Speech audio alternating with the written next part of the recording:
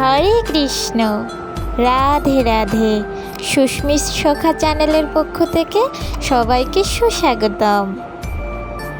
আজ পবিত্র যোগিনী একাদশী, তাই গোপুসোনার বায়না পূরণ করতে আমি আজ অন্য কিছু ট্রাই করলাম ওকে প্রসাদ হিসেবে দেব বলে। তো আমি কাঁচকলা আলু সেদ্ধ করে নিয়েছি, ওটা বাতাসে হালকা শুকিয়ে নিয়েছি সেদ্ধর পরে। তারপরে ওটা হাতের সাহায্যে মাখিয়ে নিচ্ছি। আগে আমি জিরা গুঁড়ো করে রেখেছি আর ঝালকুচি করে রেখেছি, এটা ভালোভাবে মিশিয়ে নিতে হবে। আপনারা চাইলে ব্লেন্ডারেও করতে পারেন, আমি হাতের সাহায্যে মিশিয়ে নিয়েছি। এরপর একটু লবণ, একটু হলুদ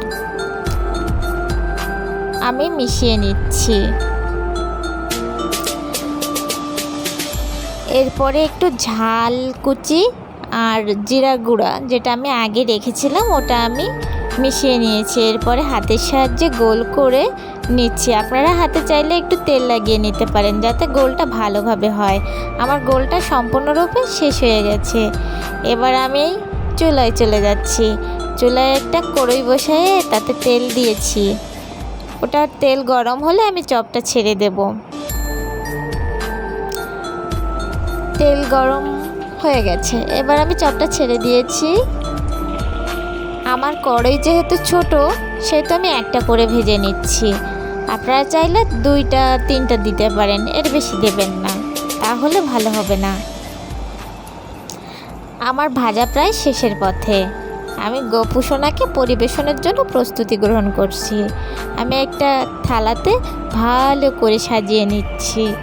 তারপরে গোপুসোনা যেহেতু দুপুরে ফল খায়, তা আমি একটা আম কেটে দিয়েছি আর কিছু কিশমিশ দিয়েছি।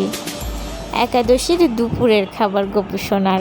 আপনাদের যাদের বাড়িতে গোপুসোনা আছে তাদের জন্য এই রেসিপিটা অবশ্যই ট্রাই করবেন, দেখবেন এর স্বাদ অন্যরকমই হবে আর প্রসাদ সবসময় ভালোই হয়। তো আমি গোপুসোনাকে খাওয়ানো শেষ করলাম। সবাইকে গোপুসোনা ভালো রাখুক এই শুভকামনা করি। এই শুভকামনায় আমি সুস্মি আপনাদের কাছ থেকে বিদায় নিচ্ছি। হরে কৃষ্ণ, রাধে রাধে। সবাই ভালো থাকুন, সুস্থ থাকুন।